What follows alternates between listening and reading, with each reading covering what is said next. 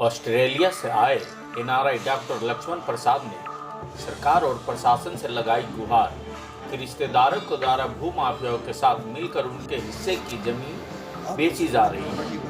नमस्कार, मैं दीपक कुमार, पेश है वी न्यूज़ 24 के लिए सीतामढ़ी बिहार से ब्यूरो संवाददाता अशफाक खान की रिपोर्ट। ऑस्ट्रेलिया से आए एनआरआई डॉक्टर लक्ष्मण प्रसाद ने सरकार और प्रशासन से गुहार लगाते हुए उन्होंने एक रिश्तेदार के द्वारा भूमाफियाओं के साथ मिलकर उनके हिस्से की जमीन बेची जा रही, ऐसा उन्होंने कहा।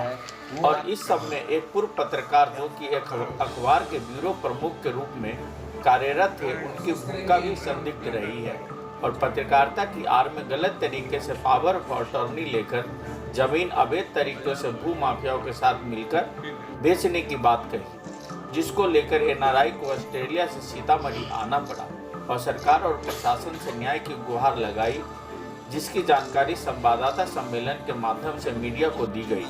गौरव तलब हो के डीएम से मिलकर पूरे मामले के मद्देनजर एक ज्ञापन भी सौंपा गया है। आगे की वाकया पीड़ित परिवार से ही सुनी। नहीं कहते थी शो कॉज अपना देना पड़ेगा, इनको हमको देना पड़ेगा, हम इसके पास नोटिस भेजेंगे,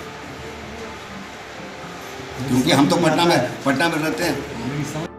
डिक्लेयर किया था कि अपनी सारी प्रॉपर्टी का दाम देंगे, लेकिन अब मैं समझ रहा हूँ कि ये एकदम घोषला था। इसका शुरू से नियम था कि सारी प्रॉपर्टी को बेच कर उसको फादर की इच्छा थी कि सारी प्रॉपर्टी को दुश्मन को दे। आप कब से बाहर रह रहे हैं? 40 साल से। इस बीच आपका हमेशा आना जाना रहता था? हमेशा शहर में, पूरे शहर समझ गई कि वो अभी डिप्रेशन में है।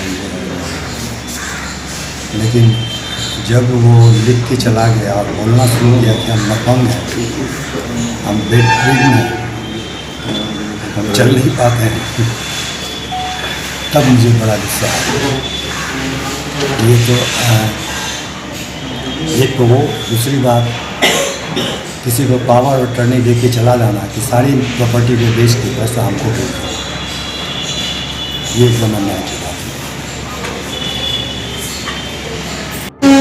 बच्ची को, इसका नाम संभवी प्रसाद है, हत्या करने के लिए भरत प्रसाद ने, जब उनका मन नहीं भरा तो हमारे और बच्ची की हत्या करने के लिए बाहर से अपराधी को बुला के कार्रवाई ला के, और भी जो हथियार हैं वो सब पकड़े गए, जो पुलिस रिकॉर्ड में भी है। और प्रशासन का मतलब ये पुलिस विभाग जो है हम लोगों को बरगलाए, यहाँ तक कि डीआईजी साहब भी वहाँ उनसे मिलने गए थे, वहाँ क्या कहते हैं मुजफ्फरपुर, तो कहे कि हम तो आपकी हिस्ट्री जान रहे हैं, आप आराम से विशाखापट्टनम जाइए, आपकी सुरक्षा रहेगी। और यहाँ पर घोटाला लोग कर दिए। ने पावर पर अटॉर्नी लिया है मेरे भतीजे से, उसका कोई भी प्रॉपर्टी नहीं है। जब उसका कोई प्रॉपर्टी सीतामढ़ी में है ही नहीं, वो कैसे पावर अटॉर्नी लेकर के हम लोग का प्रॉपर्टी बेच रहे हैं और बेचने की कोशिश कर रहे हैं। एक तो जिसने पावर अटॉर्नी दिया है बेचने के लिए, इसकी गलती है। सरकार से आप क्या चाहते हैं? इलीगल काम को रोका दो, तो मेरी प्रॉपर्टी यहाँ करीब हर साल और हर 1 साल पर आता रहा हूँ। एनआरआई मेरी हिंदुस्तान से बड़ा लगाव है। जहाँ मैं पैदा हुआ हूँ, सीतामढ़ी में बड़ा हूँ, और मैं चाहता था कि मेरी जो प्रॉपर्टी है उसे इस शहर का और बढ़ावा हो। अगर इसमें ज़रूरी हो तो मैं अपना भी पैसा लगाऊँ। 35 साल पहले मैंने अपना $1 लाख लगाया अपने मकान को। अभी क्या स्थिति, आप क्यों आना पड़ा आपको? अभी हमको आना पड़ा है क्योंकि मेरी प्रॉपर्टी को लोगों, मेरे भतीजे के पा करके, गलत राह पा करके दूसरे लोग बीच और कब्जा करना चाहिए। इन लोगों का कोई राइट मेरी प्रॉपर्टी पर नहीं है। एक पत्रकार पे आप लोग आरोप लगा रहे हैं, इसके बारे उसको मैंने एक स्टेटमेंट दिया है जिसको कि जितने भी गवर्नमेंट ऑफिसर्स हैं उनको दे रहे हैं, इसकी कॉपी है स्टेटमेंट, आप लोग पढ़िएगा तो इससे काफ़ी मालूम होगा। सिर्फ मैं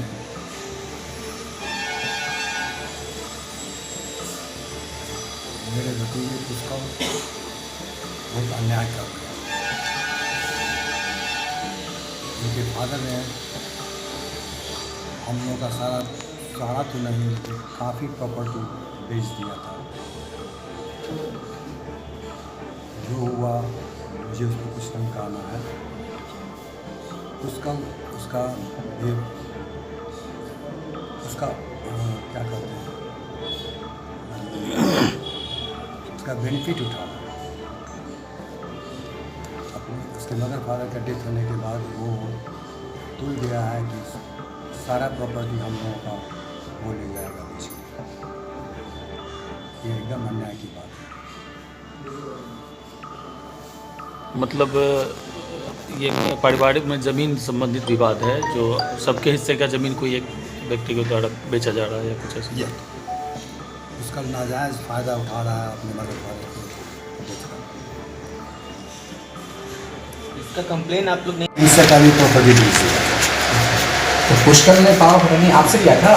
नहीं, ऑस्ट्रेलिया में ऑस्ट्रेलिया में किससे पावर ऑफ अटर्नी लिया गया?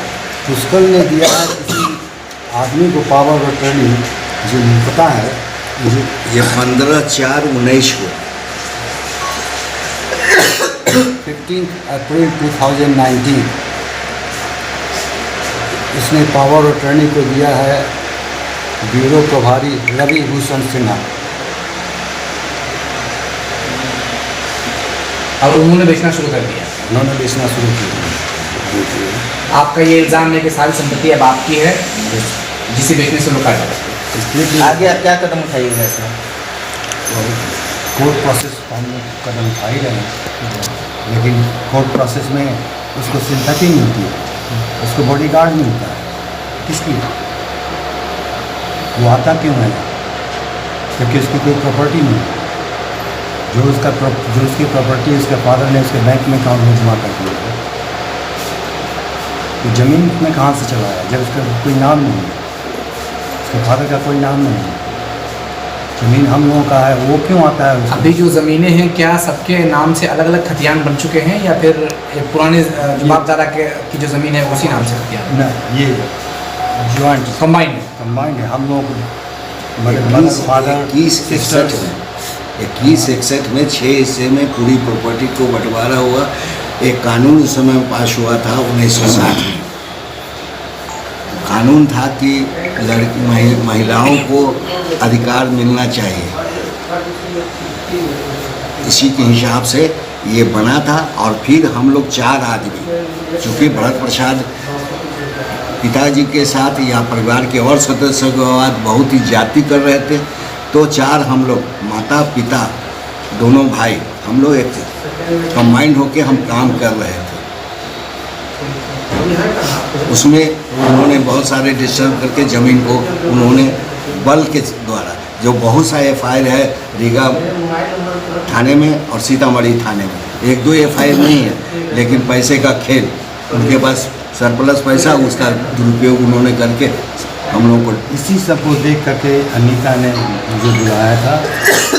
मुझे याद है, मैं अगस्त में 1 हफ्ते के लिए आया था, लेकिन 5 हफ्ते में रुकना पड़ा।